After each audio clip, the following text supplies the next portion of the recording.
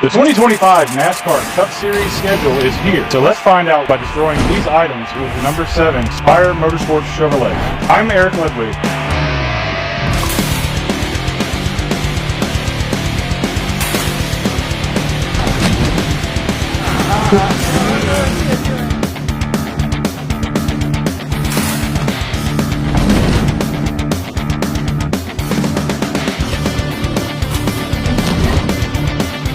Nothing to do with it? Yeah.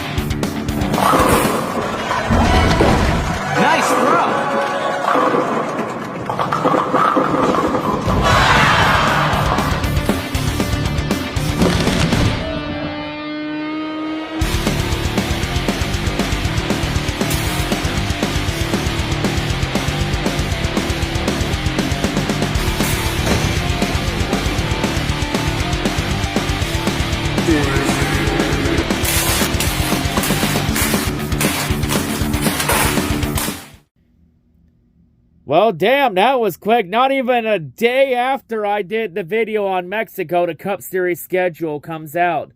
So yeah, the Mexico date was literally the last shoe to fall in the terms of the schedule for 2025. And it's now the Cup schedule. It's come out for 2025 along with Xfinity and Trucks as well. We're going to go through all three schedules. I'll give my thoughts on the schedules itself. So for Cup, there's so many changes on the schedule. We're just going to go through all of them race by race.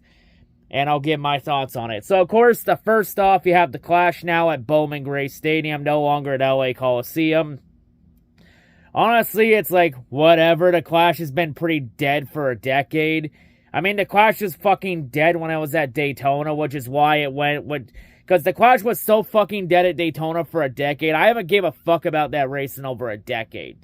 Like, the Clash has been dead at Daytona, which is why it went to the road course, then it went to LA Coliseum, and now Bowman Gray. Like, honestly, I'll just say this. I think NASCAR would be better off getting rid of the Clash altogether and just making an extended off week. And but as long as they bring back preseason Thunder at Daytona testing. Like, I'll say this for NASCAR. I wasn't 100% against the move to LA Coliseum. I didn't mind it at all. I mean, it did work for that 1 year in 2022, mainly because the Super Bowl was in Los Angeles that year. But I think it was pretty clear out from 2023 on that NASCAR lost that magic it had in 2022 with the Clash. And I think by 2024, it was pretty clear that, yeah, the Clash NASCAR outstayed its welcome in Los Angeles. You know, I think the Clash could have kept that magic going if the Clash rotated to a different track every year. Like, I think it could have kept that magic from 2022 if it went to Phoenix in 2023 and then went to Vegas in 2024.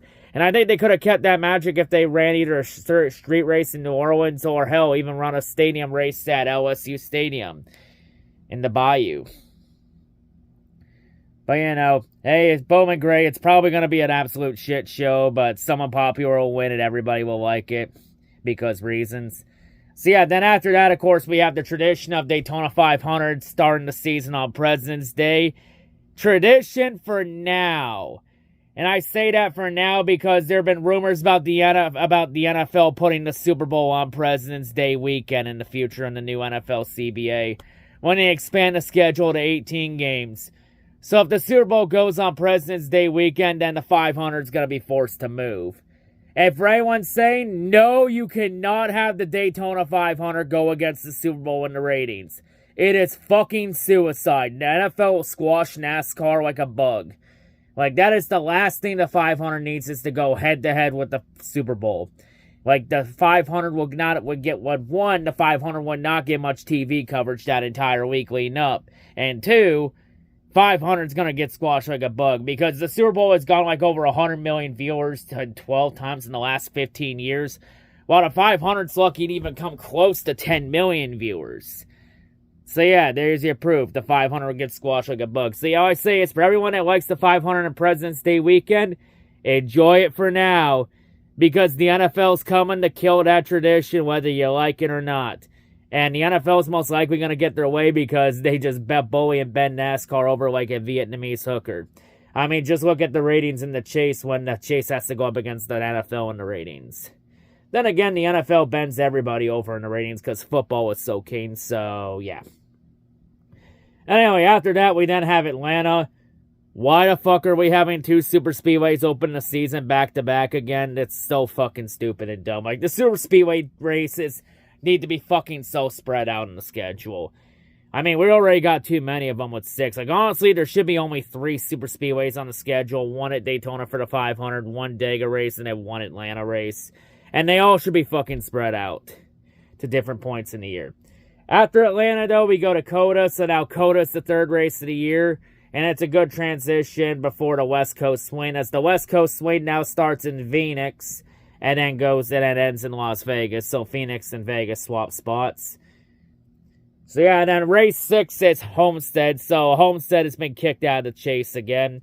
Now the 6th race season. Now before everybody gets mad about the Homestead thing, now there have been rumors. I've heard some rumors that one of the reasons that Homestead is now this early in the year is there's a possibility it could begin renovations after 2025 to possibly have it ready to go to host the finale in 2026 or 2027.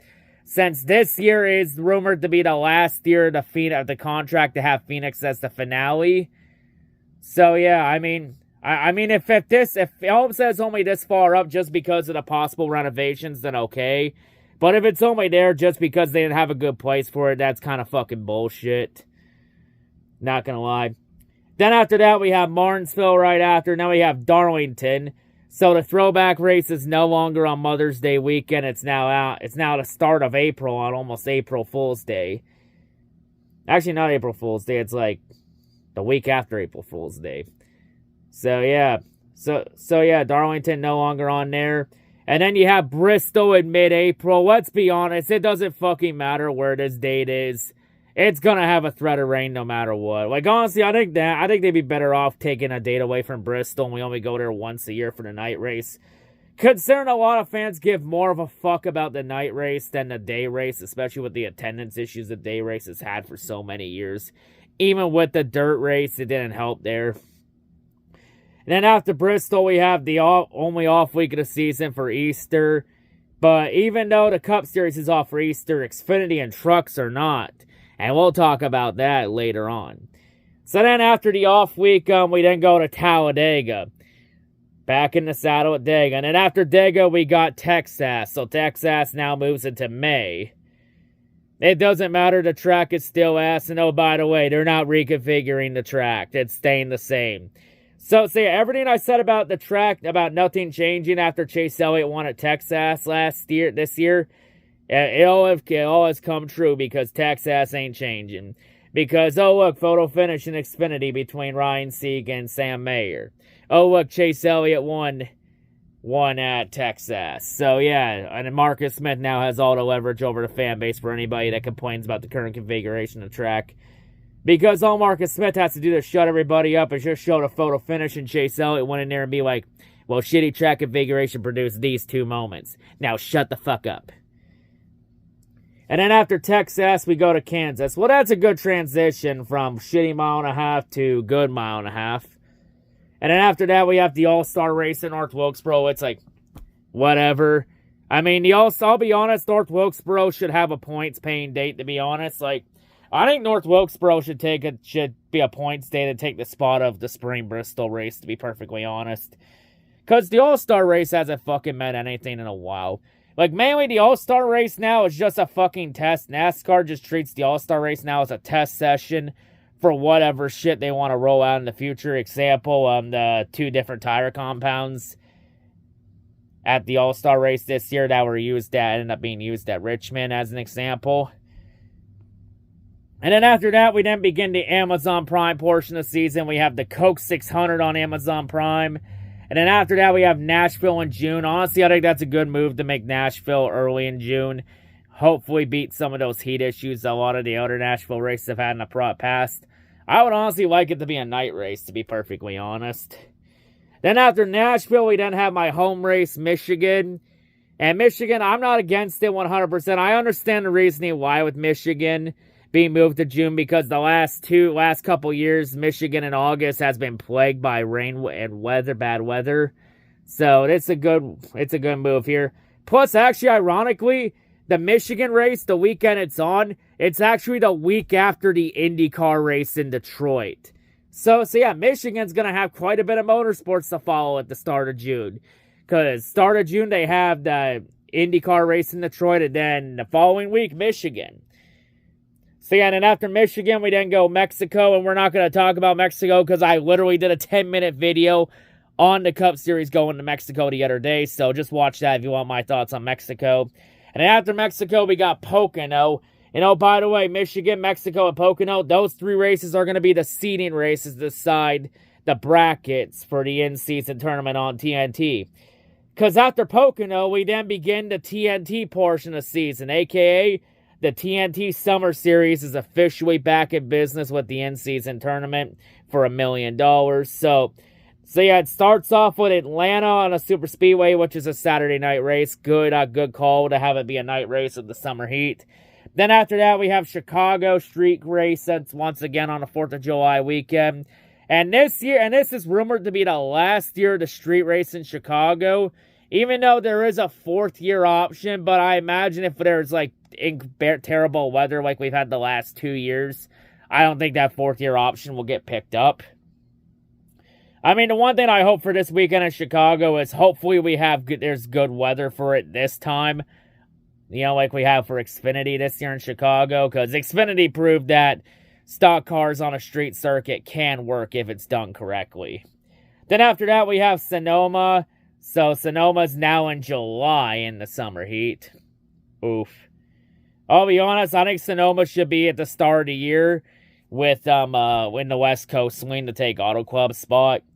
So I think that's where Sonoma should be, but okay. And then after Sonoma, we have Dover now. So now Dover's in middle of July. So yeah, that's going to be pretty brutal with the heat. But I imagine part of this is also because where Bristol was on the schedule in May, it was plagued with rain issues for a long-ass time. So hopefully this helps that rain problem too. But knowing NASCAR's luck, because of how much rain always seems to strike them, it probably won't change anything. I mean, obviously you can't control the weather. It's just pretty shitty luck, though. And then after Dover, we have the Brickyard 400, which also concludes the TNT in-season tournament. Because Brickyard 400 will also serve as the finals for that in-season tournament. So yeah, like I said before, And crazy about this TV deal is all 4 TV networks get at least one crown jewel race. Fox gets the 500, Amazon Prime gets the Coke 600, TNT Summer Series gets the Brickyard 400, and NBC gets the Southern 500. That's actually pretty good. So then after the Brickyard, we begin the NBC portion of the season now at Iowa. So now Iowa goes to August. And then we have Watkins Glen back in August where it belongs. Like, Watkins Glen should have stayed in August. It didn't need to go in the chase this year. So yeah, that's good to see. Richmond is now, after that, which is the second last race of the regular season. So yeah, Richmond is down to 1 date because Mexico takes the place of the spring Bristol date. Honestly, good. Richmond doesn't need 2 dates. Like, I'll be honest, every track on the Cup Series schedule doesn't need 2 dates. Every track should be subject to only 1 to have schedule diversity. Like, in the future, I want to see a Cup Series schedule where we have 36 different tracks for 36 points paying races. That includes the finale. Like, the finale should be a track they only go to once a year. Yeah, and then after Richmond, we then have the regular season finale at Daytona. Yep. NASCAR and NBC really couldn't go 1 year without having Daytona as the regular season finale because of the chaos factor. They really couldn't go one fucking year about it. I would complain about it, but at this point, I'm just wasting my fucking breath with it because NASCAR doesn't care about legitimacy and they want to throw legitimacy out the fucking sport. And then after Daytona, we begin the chase. Because, oh yeah, the chase still fucking exists. And the chase got a bit of an overhaul because round 1 of the chase, we have the Southern 500. So the Southern 500 opens the chase again on Labor Day weekend. And after that, we have Gateway. And then the Bristol night race. Gateway, it's like, okay. It's like, okay, it might work. It may work. We'll have to see. I mean, hopefully NBC doesn't miss the big explosion on the backstretch during the pre-race like Fox has had the last 3 years. I always say this. If NBC ends up missing that explosion, then maybe Fox wasn't the problem with the coverage, maybe. And then after that, we begin round 2, which round 2 begins with Loudon, Kansas, and the Charlotte Roval. First off, why the fuck is Loudon in the chase? Like, Loudon has fucking sucked for so many years. Like, Loudon has no business being in the chase. That track sucks. Like, honestly, that track just fucking blows. Plus, remember the last time Loudon was in the chase 7, 8 years ago? It was that 2017 race that Kyle Busch won, and everybody said that race sucked. And you're gonna bring it back. Unless NASCAR does something to fix the short track package, which will most likely happen, but whatever changes they have, I have little doubt about it. And I mean, the Charlotte Roval is still on the Roval. Honestly, that's a good call. Like, that's the only exception I have to the tracks getting 2 dates limit. Like, the only way I would ever give a track 2 dates on a schedule is if they have a different configuration. Because I know a lot of people want the oval back in the fall. Yet, having the Coke 600 be the only oval race that Charlotte runs, that's actually the right call. Just some fans are just still too stuck in 2003, 2004 to see that having the Charlotte Roval in the fall is for the best. Either that or just have Rockingham replace it on the schedule. I mean, if you have Rockingham replace the second Charlotte date with the Roval, I mean, the date remains in North Carolina, and North Carolina fans lose fucking nothing, literally. And then we got round 3 of the chase, which is Vegas, Talladega, and Martinsville. Why the fuck is Talladega in the round of 8? Like, it is so fucking stupid that Dega's effectively going to decide who's in the championship for. Like, that is so goddamn stupid. I'm losing literal brain cells trying to comprehend that move. I mean, if it was a season-long points format or the original chase format, I probably wouldn't give 2 shreds of I wouldn't even give 2 squirts of whale shit over where Dega would be in the chase schedule. But sadly, that's not the case. We have this bullshit chase format we have now. And yeah, Dega's in the round of 8. That's so fucking dumb. Why? Then again, NASCAR lacks fucking common sense, so not surprising. And yeah, Martinsville. I mean, Martinsville is always a great set. It's always great. It's been a great place for the second last race of the year. I think that should be the only Martinsville date on the schedule. Like, if Martinsville ends up losing a date in the future, I hope they keep the fall date and they just get rid of the spring date. And then we have Phoenix. That's the season finale. And there's rumors that this could be the last year that Phoenix hosts the finale. We'll have to wait and see on what happens. I mean, Phoenix has been terrible as a track, has produced terrible racing, so it want to be a big loss here. Like, I'll be honest, with Richmond losing a date, I think Phoenix is next on the chopping block to possibly lose a date. I'll say this: if Phoenix ends up losing the finale, I think if Phoenix at the finale ends up going away from Phoenix, I think there's a strong possibility that Phoenix could lose a date in the future. And before anybody comes in and says, "Oh, but Phoenix has had great attendance issues," what are you talking about? There's no way Phoenix will lose a date. Can I all tell you a little secret about that attendance thing? NASCAR doesn't decide the schedule based off attendance numbers. They do it based off of TV ratings. And I know, yeah, the ratings at Phoenix for the finale have gone down every single year it's hosted. So, yet they still somehow keep getting Phoenix too many undeserved second chances.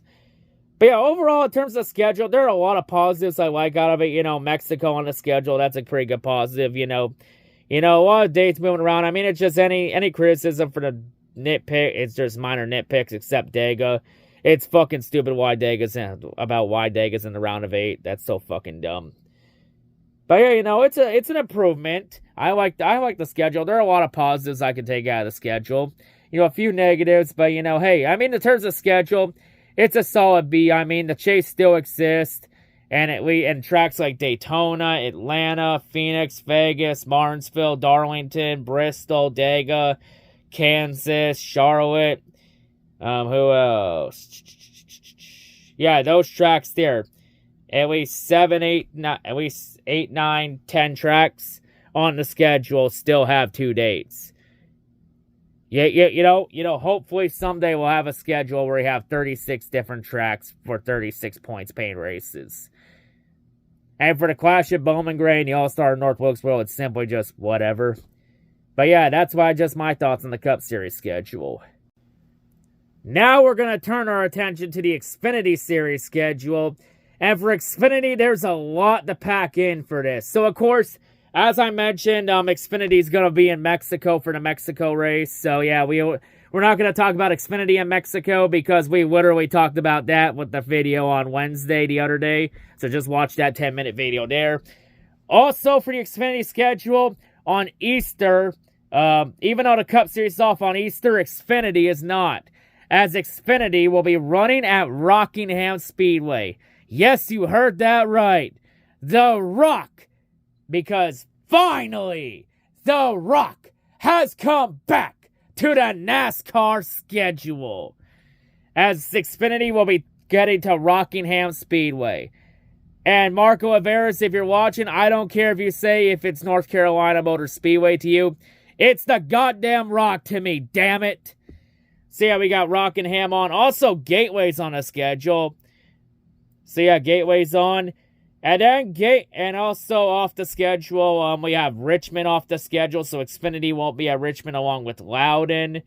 And also, one of the Darlington dates Darlington's gonna go down to 1 date for Xfinity. Honestly, good. Darlington doesn't need 2 dates. Good. Like, honestly, just keep Darlington at 1 date in Xfinity. And honestly, put Dega back down to 1 date while you're at an Xfinity. And also, Michigan will not be on the Xfinity schedule next year. Oof to Michigan, because that's my home track. Hopefully they get a good track to replace Michigan at. You're replacing Michigan with a second Bristol date. Are you fucking kidding me? Why the fuck is Bristol getting 2 dates and Xfinity's going to Bristol in the spring? Why? Xfinity was fine with Bristol at 1 day in the fall. Bristol didn't need 2 Xfinity dates. Like, honestly, the 3 tracks that are off the schedule, Richmond, Loudon, Michigan, I'd rather have any of those 3 over a second Bristol date. Like, that is just so goddamn dumb. Like, honestly, Bristol didn't need a second date. That is so fucking stupid. I'd rather have Richmond, Loudon, or Michigan over a second Bristol date for more schedule diversity instead of having the same fucking tracks on the schedule. But overall, outside the second Bristol date, I actually have not much to complain about the Xfinity schedule, to be honest. It's actually a pretty good schedule. Like, honestly, outside the second Bristol date, it's actually a pretty good schedule and improvement. So, a lot of positives take out. I mean, Mexico on the schedule and The Rock returning to Rock. But why a second Bristol date? That's just so dumb. It's a pretty good schedule. I give it about a B, A-, B+. And now we get to the Truck Series schedule for 2025, as there's a lot to unpack on this schedule. As for the Truck Series, the schedule is actually going to be expanding next year, as trucks next year will go from 23 races to 25 races. So, Truck Series gets an additional 2 races next year. So, more races on the schedule, more trucks action. So yeah, now trucks will have 5 more races than ARCA. Unless the ARCA schedule expands next year, which we'll have to wait and see on. I don't know if ARCA will expand past 20 races, but you never know.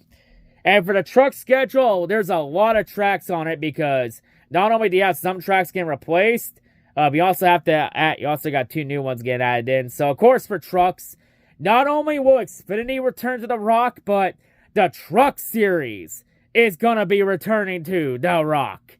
So yeah, Rockingham is now on the schedule back in the Truck Series again. Like, honestly, the Truck Series should have never left Rockingham in the first place.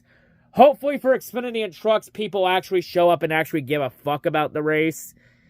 Even though maybe Easter probably isn't the best weekend to have that at. You know, maybe if they had picked a better weekend, it could work. But hopefully, hopefully people actually show up and support this race at Rockingham. Because it's a fan favorite track. And also with Rockingham and Xfinity and Trucks, hopefully someday that means that the Cup Series can return to Rockingham someday. If you smell what The Rock is cooking. So then after Rockingham, we then go to Lime Rock. Wow, what a start right off to the Truck Series. We got 2 rocks right in the ends for the Truck Series schedule. Yeah, the Truck Series going up to Lime Rock Park up in Connecticut. Mainly, it's a track that's been most famous with IMSA. It's a road course, by the way. Honestly, that's pretty interesting. First time the Truck Series has ever gone there. I mean, that'll be some race to watch. I'll be keeping an eye on that for sure.